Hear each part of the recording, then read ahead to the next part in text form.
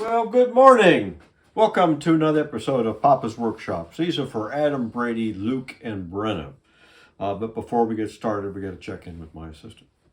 There she is. I know you're hard at work, are you? I think you're dead asleep. There you are. Would you like a little treat?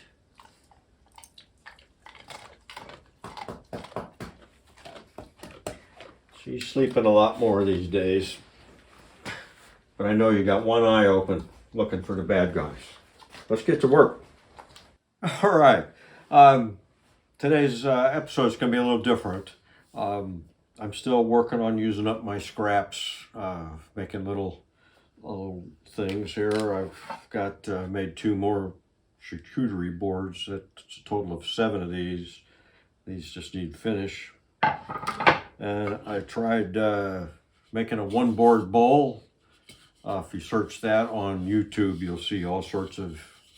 This started out as one flat 10-inch square board, and cut the rings on the bandsaw and then turned it on the lathe. That actually turned out pretty nice.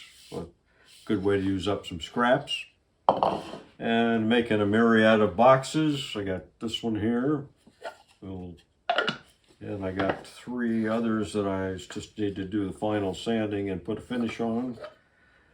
It's got a walnut burl top. I had just a little block of a burl. Wasn't enough to make any veneer out of, but worked out nice for those little boxes. And of course the cutting board I made before.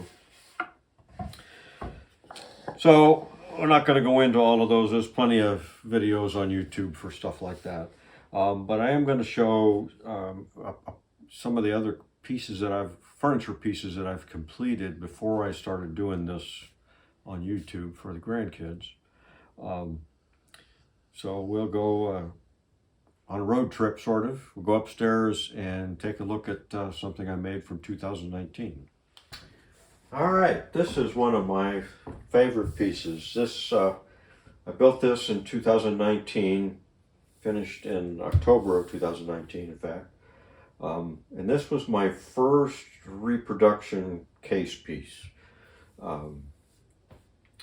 This is called an Oxbow block front. So it has this flat space and then this curve. It makes it a blocked Oxbow chest.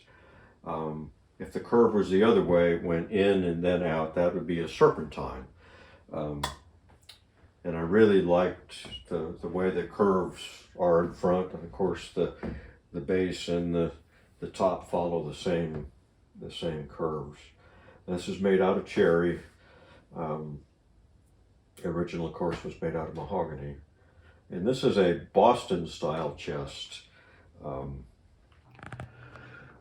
right, and I do have plans for this, but I made like the other stuff. I made the plans from the pictures, and I never did find this piece exactly online. I found similar pieces, but the original idea came from Albert Sachs, the new Fine Points of Furniture, and he rates. This is an antique dealer, and he rates everything as good, better, best, superior, masterpiece. And so in there is this piece, and it was listed as a masterpiece. And there's a detail of the feet. I don't quite have it back as far as they do. So that's where that came. So I scaled everything off of that picture mostly, and then what else I could find online. And there's a good view of the curly cherry on top. That's a book match set, both on the sides and the top. One thing that as far as that picture goes, is that it states that that's in a private collection, which is why I couldn't get any online pictures. But like I said, I did find other similar ones. And there was a fine woodworking. I'll have to go back and look to see what the date of that was. But it had a nice article on the Boston style chests with the dovetail versus the Newport style. There was a nice article on that thing that helped me tremendously, since this was my first case piece being reproduced.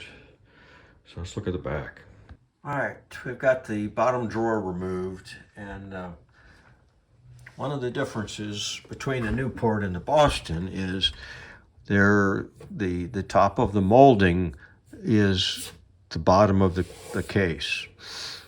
And that's not that way on the Newport. The Newport's got another, 3/4 inch with a bead on top before you get to the bottom. And if you look close, this sure doesn't show it very well. If I can get a better view of it. But there is a dovetail, one giant dovetail that goes across and actually goes, this is the drawer stop, and it comes underneath here and comes out that way. So this is the bottom of the case. This is the frame, has this dovetail on it. And the sides then are recessed in, focus. So that's recessed down inside that frame piece. So it's the way Boston did it was actually, this was a frame. The molding was the frame, and that's kind of what I mimicked on the Secretary and the other Newport case, but that's not the way the original Newport stuff was done. So if you can see the other end of it right there.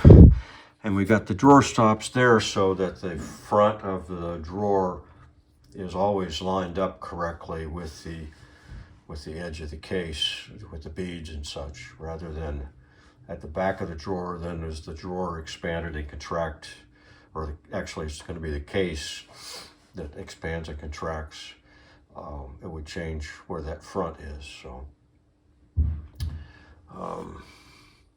the other interesting thing on this, if I can see it here, is the foot. Okay, so here's the foot, and this is the Boston style foot, and this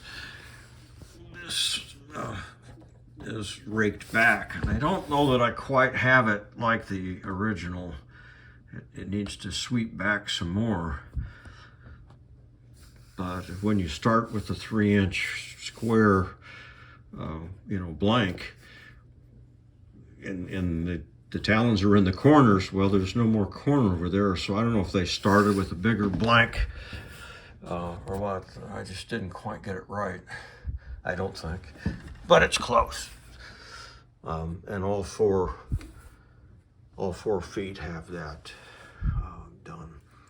And of course we've got the cock beading around the drawers, and on this case I made the beading was out of the actual side piece. It's not applied here, and these of course were done like the other cases. So